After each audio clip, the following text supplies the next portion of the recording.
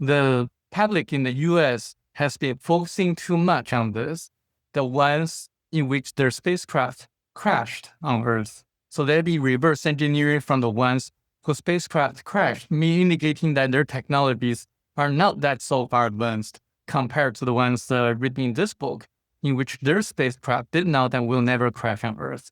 I think we should learn from the masters, from the ones whose technologies are so far advanced. Their spacecraft did not and will never crash on Earth. And I think this is one of the big confusions with the disclosure conversation, something you just brought up there, right? So I think if you can assume that something has crashed and that non-human intelligence exists, it's probably not just one group, right? You're probably dealing with a cosmos that's teeming with intelligent life at all various stages of evolution and technological development. And so that you may have some things that are not super far ahead of us, and then may have others that are way, way, way, way ahead of us. Things that are so unbelievably mind-boggling that you can't even begin to wrap your head around it. Is that fair to say? Yes, and actually Michelle in this book talks about all the different kinds of ETs that are living in our Milky Way galaxy. Actually, he saw at least 147 different kinds of ETs. Some are very advanced and some are not so advanced, like the Grace. Okay. All right. Let's maybe talk a little bit about some ET technologies and psychic abilities, because this is something that I'm starting to explore more, is the psi conversation, because this is starting to get a lot of traction. I'm sure you're familiar with the telepathy tapes. And so that this is my take on it.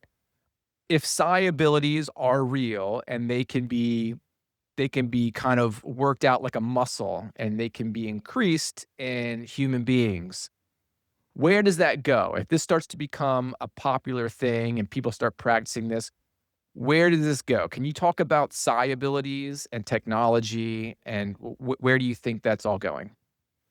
I think in the ancient times, as well as in ancient civilizations, we had the ability to communicate through telepathy and to see auras and to have strong intuitions. And actually, if you really look at the history, there have been documents in ancient tribes in Brazil and also in Africa of the locals, the natives, who were able to communicate with each other through telepathy. This is some kind of ability that we can develop naturally. And actually, in the book, it talks about how they were able to communicate through telepathy. And telepathy is a form of communication that can cross all the language barriers. So if you speak English, I speak Chinese, if we communicated through telepathy, there wouldn't be any problem. And in fact, when Michelle was on the planet, he was communicating with people on the planet Thiuba, as well as people on different planets through telepathy. He was given the ability to do that for a short period of time. So I think this is something that we can develop. And also in ancient Chinese literature and scriptures, there were documents of people who were able to perform a lot of the psychic feats. For example, such as levitation, such as communicating and projecting images into people's minds. This is in Taoism. This is kind of like a practice that people were able to both do in the ancient past.